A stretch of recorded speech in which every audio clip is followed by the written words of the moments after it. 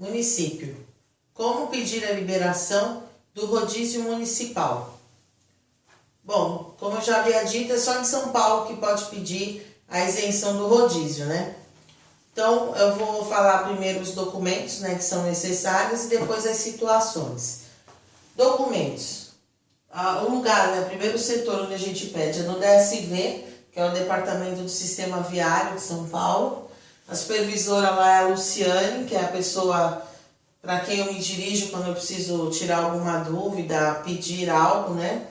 Mas também é uma vez no ano, né, que eu ligo. E a gente se utiliza do requerimento próprio. Você pega no próprio site, né, você baixa o formulário. Nesse requerimento tem os dados pessoais, põe o número de CNH e embaixo vem, no meio do caminho, lá no meio do requerimento, vem os dados do representante legal ou do condutor, em caso de não condutor, porque o não condutor também pode pedir isenção do rodízio. Em princípio, quando você vai fazer o requerimento, só pode requerer condutores e não condutores que moram em São Paulo. A Luciane disse que era temporário para a Baixada Santista, que eu poderia continuar pedindo ainda, mas que isso era temporário, porque o rodízio, como se diz, é municipal. Então é só para moradores da cidade de São Paulo, não do estado, tá? Mas é concedido para pessoas que estão em trânsito para São Paulo. Só eles estão pensando em limitar essa isenção do rodízio para as pessoas que vão a tratamento para São Paulo ou a trabalho, caso dos deficientes, né? Das pessoas com deficiência. Então, elas têm que mandar via correio ou via procurador ou motoboy, né? Que é o caso que eu utilizo. Requerimento assinado pelo condutor ou pelo representante legal. Eu peço para reconhecer firma, porque eu, como cientista, experimentei várias situações. Divergência de assinatura, eles cismam que a assinatura não está batendo. Já pensou ter que pegar e mandar de novo requerimento, assim, pegar a assinatura da pessoa de novo? Às vezes a pessoa está viajando. Então é mais fácil reconhecer firma. Por semelhança mesmo no cartório. No início do processo eu já pego o reconhecido firma. Do condutor ou do representante legal em caso de não condutor, ou do procurador, representante legal em caso de que a pessoa não seja interditada, mas não pode assinar documento, ou procurador com a procuração pública, senão o DSV não aceita. A cópia simples da CNH, válida e com a restrição para dirigir. Cópia simples do laudo da Receita Federal, da Secretaria da Fazenda ou laudo particular do médico. Lá no próprio requerimento vem escritas as condições em que esse laudo tem que estar preenchido. É o de sempre: CID, carimbo do CRM, assinatura, legível, sem rasura, bonitinho, documento bem preenchido, assinado. Então, laudo particular ou da Receita Federal. Da Receita Federal segue a mesma vigência que é para a Receita Federal. 1 ano e 2 anos para a Secretaria da Fazenda, quando é o laudo da Secretaria da Fazenda, o anexo 3. CRLV, certificado de registro e licenciamento de veículo, ou documento de porte obrigatório, documento de andar. Esse daqui também. Não é obrigado ser do proprietário, só que aqui é diferente da regra da CET para pedir a credencial de estacionamento em vaga especial, tá? Qual é a situação? O CRLV, ele pode ser de outro veículo, não precisa ser automático, não precisa ser adaptado. Ele pode ser de outro veículo desde que o dono seja familiar e que eu possa comprovar o vínculo. Então, pode ser carro da mãe, do pai, do filho, do vô, do genro, da sogra. E eu tenho que juntar os documentos de acordo. Se é da sogra, vou juntar a certidão de casamento, documento da esposa ou do esposo, documento dos pais para provar que são filhos daquele pai que é sogro ou sogra daquela outra pessoa que está pedindo benefício. Não sei se deu para entender, mas eu tenho que juntar os documentos que comprovem os vínculos. Então, em carro de familiar, eu posso, porque digamos, eu estou fazendo um processo de isenção para Beth. Aí, a Beth está pedindo isenção no ASX. Mas olha, ela não vai usar o ASX para ir para São Paulo. Ela vai usar o Palio, que é do marido. Então, eu vou pedir a isenção para a Beth no carro do Paulo, que é o marido. Adivinha, eu vou juntar a certidão de casamento, porque o documento CRLV está no nome do Paulo. Então, eu vou usar a certidão de casamento, a habilitação da Beth, o laudo da Beth e o CRLV do Paulo com a certidão de casamento e mais a habilitação ou RG e CPF do Paulo, para comprovar que ele existe. Aqui no caso familiar, né? Filho, irmão, posso usar de todo mundo que for familiar e que eu tenha como comprovar o vínculo via documentos. Todos cópia simples, tá? A única coisa que vai cópia autenticada é o laudo. A procuração reconhecida a firma pela pessoa com deficiência, em caso do procurador assinar o requerimento. Se eu, Renata, for reconhecer o requerimento, for assinar o requerimento, eu tenho que pôr a minha procuração e o meu documento. Aí eu vou pôr o meu RG ou a minha CNH como procuradora, tá? Depois disso, vamos lá para o não condutor. Além dos documentos já conhecidos, né? No caso, para o não condutor, vai a CNH do não condutor. Lá em cima no requerimento, no campo CNH, não preenche. Não vai preencher. Vai ficar em branco, porque no espaço que tem embaixo, vai aparecer um campo para o representante legal. É lá que vão os dados do condutor, tá? Que esse condutor, às vezes, não é o representante legal. É que nem o caso da CET, só que aqui é diferente.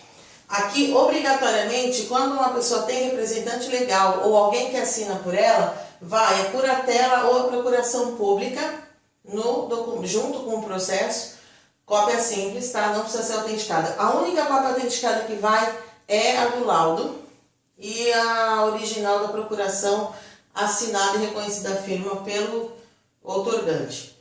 E vai preenchido o espaço do requerimento com os dados do condutor e do representante legal. Não se põe dados de habilitação do condutor lá em cima, na parte onde tem os dados pessoais do requerente, fica em branco, tá?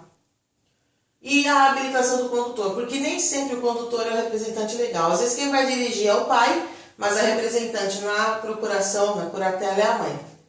Vocês estão para entender. Então, curatela do representante legal e CNH do condutor, no caso de não condutor. E o restante dos documentos igual. Bom, que são coisas que tem para pensar sobre o rodízio, tá? Pode ser carro de familiar, somente um veículo que pode pedir a isenção, pode se substituir a placa, tá? Pode fazer a substituição, porque a validade da isenção do rodízio, ela regula entre 1 a 5 anos. Por que pode ser de 1 a 5? Geralmente, quando é pessoa bem idosa, eles dão uma validade curta. Eu acho que por motivos óbvios, né? Mas a validade é de 1 ano, às vezes dão 2 anos. Geralmente de 5 anos é para casos de deficiência física, as deficiências permanentes, né? Mas eu já vi darem 1 ano para casos de pessoas bem idosas. Então eu acredito que seja mais por causa da idade avançada, que eles deem um prazo mais curto. E o prazo da isenção do rodízio, por enquanto eles estão dando para baixada, mas isso é temporário. Falaram para ir pedindo, né? Mas que isso pode mudar. A isenção do rodízio é tranquila. Não gera-se documento, não é emitida autorização. A gente junta os documentos, eu mando via motoboy, porque eu mando destacar o protocolo, para ter provas, né, de que eu entreguei os papéis lá, senão eles podem alegar que não foi levado os documentos, que não foi entregue, eles extraviam lá dentro. Antigamente eu mandava pelo correio, com o Sedex, com a R, não adiantava nada. Então, hoje a gente manda pegar o protocolo, né? E tem que aguardar cadastrar a placa. Às vezes cadastra de um dia para o outro, assim que chegar lá. Às vezes cadastra em 1 semana, Às vezes leva 2 meses para cadastrar. Começo de ano é terrível. De janeiro a março leva assim, demora muito para cadastrar. Os atendentes são bem atenciosos, né? Tem pessoal que dá atenção para você. É que é difícil você conseguir falar lá. Você ligar lá é difícil. Eu faço todo a busca de informação por e-mail. Dificilmente eu ligo. Às vezes eu ligo quando eu preciso da informação na hora. Mas geralmente eu mando e-mail e fico aguardando resposta. É assim que eu faço. Eu pego uma relação das placas, dos processos que eu enviei, mando para lá para o e-mail do responsável no DSV e fico aguardando a resposta com o cadastro das placas. Aí eles mandam esse e-mail de volta. Do lado da placa vem escrita a data de validade. É assim que eles me respondem. Não tem um documento, não sai documento. Eu tenho que aguardar cadastrar a placa no sistema. Aí eu ligo para o meu cliente e aviso, ó, já está isento do rodízio, pode transitar. Não se deve subir durante o horário de pico antes da placa estar cadastrada. Porque se vier multa, vai ter que pagar. Não adianta entrar com recurso. Tem casos que eu fiz para alguns clientes de recurso, mas eles não me deram retorno se deu certo, né? Então eu não vou dizer aqui para vocês que, não, se for multa efetuada antes do cadastro da placa, é só você entrar com recurso dizendo que é deficiente, apresentar um laudo que vai dar certo. Não sei, não vou garantir isso. Agora, tem uma coisa também que o pessoal confunde muito. Isso vale até para a isenção de PVA também. Você não precisa, o carro ele não fica atrelado as leis não estão atreladas todas ao mesmo veículo de isenção.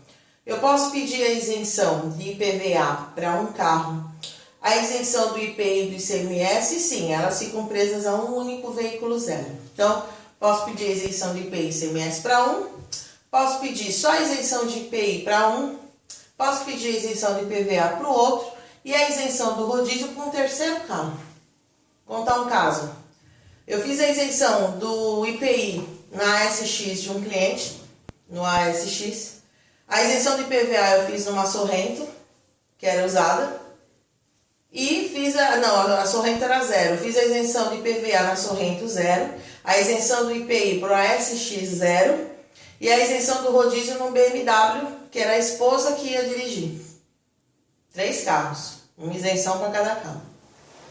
No ano seguinte, o ASX continuou com a isenção, porque tinha que esperar o prazo dos 2 anos.